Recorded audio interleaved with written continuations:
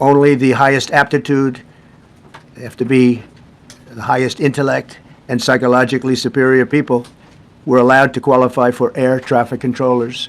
That was not so prior to getting there. When I arrived in 2016, I made that change very early on because I always felt this was a job that, and other jobs too, but this was a job that had to be superior intelligence, and we didn't really have that, and we had it.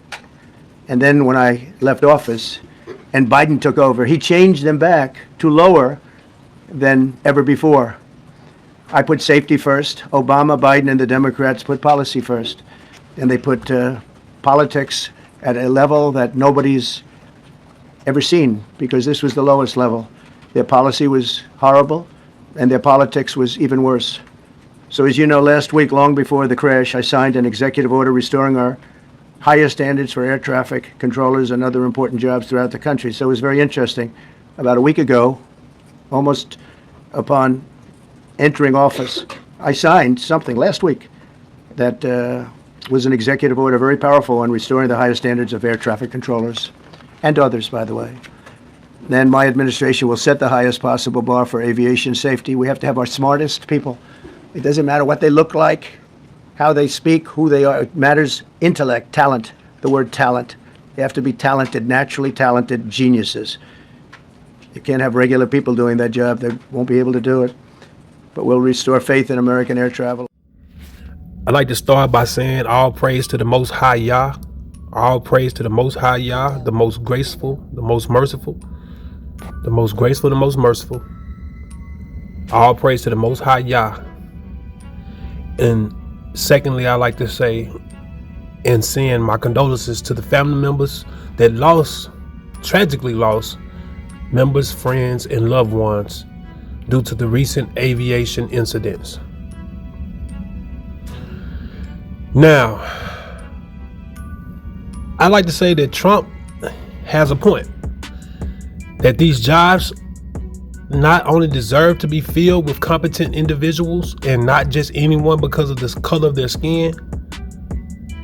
I strongly disagree with his timing and the fact that he didn't even know at that time who is truly responsible, but instead he chose to shift blame only to try and make himself look more genius for his dismantling of DEI. So with that being said, I tell y'all all the time, I can take a lesson from a dummy, which a lot of things that we use today, they test dummies, especially vehicles, to see how to improve them. So they learn from the dummies. So in that aspect, we can all learn something even from a dummy, whether you want to learn it or not, whether you want to accept it or not. But I learned actually how deep-rooted the hatred is for our people. I find it disgusting how little respect he showed to the mental state of the U.S. or anybody that has heard these stories, but especially the families. Because you should never resort to just pointing fingers or blame, because at that time, those people only wanted closure. They only wanted, comforting things to be said. It's not about the blame casting. But of course, at the present time, everything that's going on in America, why not? Why not try to use this as an opportunity to say, I told you this why planes and things gonna be crashing. And it's kind of ironic that since he's made that statement initially, during his presidential order, his executive order, since he made his initial executive order to terminate DEI, and he used jobs like these as an example as to why he's doing such a thing, it's mighty funny that not one, not two, and as of this morning, not even three, because I heard of another crash somewhere near Alaska. Not sure what happened there. I hadn't looked into that one. But this stuff is crazy. Y'all tell me in the comment section, let me know what y'all think. Learning more about Check the this out. victims in the Black Hawk helicopter that collided with an American Airlines plane. Crew Chief Ryan O'Hara leaves behind a wife and a 1-year-old son. And earlier today, CBS News' Mark Strassman got an exclusive interview with O'Hara's father, Gary. He was asked about President Donald Trump's comments just yesterday, blaming the previous administration's DEI policies for the crash. Here's his reaction. I know they've identified one of the pilots, but if the other pilot was a woman, to me, I can't imagine being the parents of that other pilot if she was a girl, saying that because she's a woman, she was less capable than the man. I can't imagine the horror that those parents must be going through. I mean, I'm hoping that's not the case. I don't know who the other pilot was, but I know Ryan respected the people that he flew with and trusted them with his life. And, you don't get to do something in the Army unless you're qualified. You have to earn your spot to be moved into the ladder, to be put into that helicopter. They don't just give it to you. You earn it. We also now know the name of one of the pilots aboard that American Airlines flight, Samuel Lilly. In another interview with CBS News, Samuel's father, Timothy, tells us he's also a pilot, and he can't help but think about his son trying to fly the airplane in the moments after the crash. As a pilot, you never stop flying. You don't give up on the airplane, and what goes through my mind is I can just see him. I'm not sure if he was pilot flying or he was the pilot not flying on that leg. We trade off. But if he was a pilot flying, he didn't give up all the way to the ground or all the way to the water. I asked OpenAI ChatGPT what specifically happened that is consistent amongst each of the recent aircraft incidents in the U.S., and this is what it had to say. To provide a more detailed overview of recent aircraft incidents in the U.S., here are some specific factors that have been consistent across various incidents.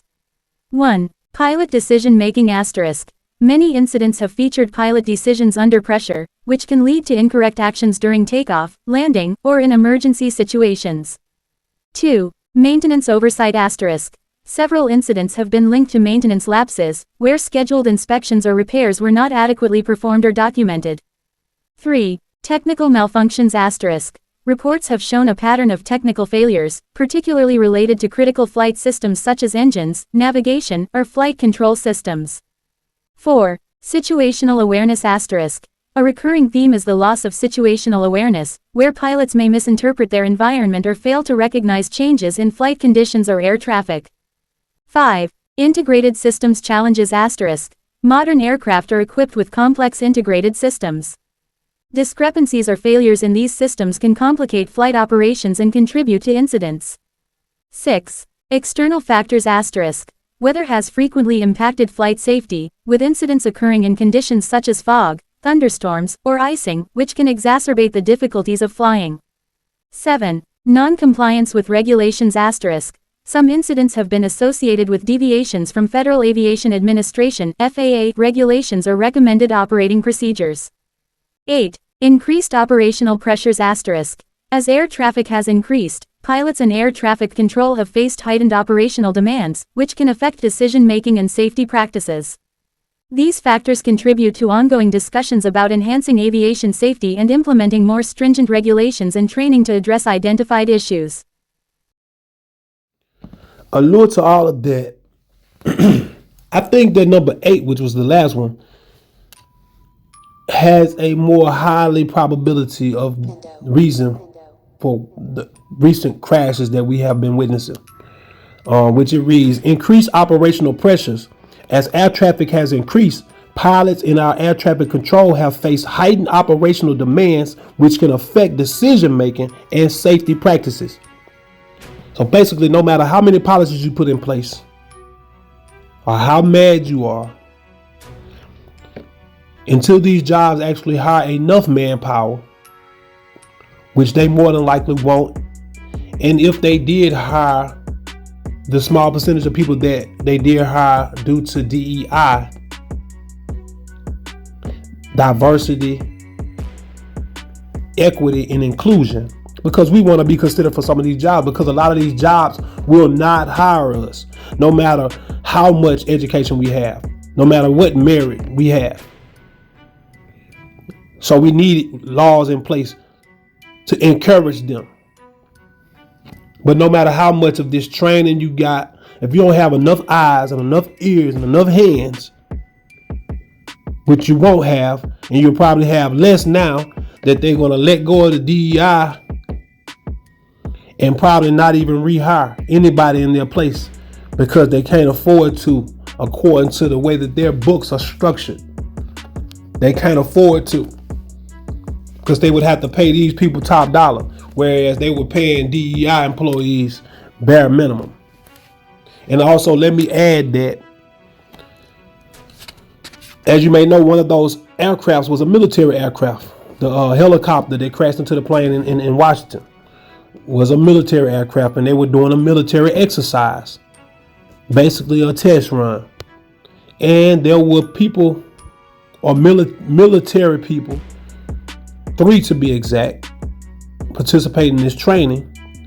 And according to what I've read and things that I've gained understanding from, a few of those pilots, a couple of those pilots had bare minimum flight hours. I think one had 500 and the other one had 1,000. But like, once again, I was saying they're doing a training exercise.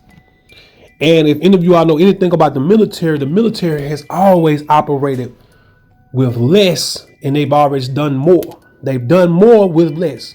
So basically the same as a lot of these jobs going to end up doing, because they're not able, according to their profit margins, they don't see enough profit for them to actually go out here and hire just as many people at a full pay scale as they did when they were having to pay people bare minimum due to DEI. Because see, we was taking these jobs because we knew that this was our only way to get in. Anyway, y'all hit the comment section. Let me know how y'all feel about this stuff, man. It's real, y'all. Y'all stay safe.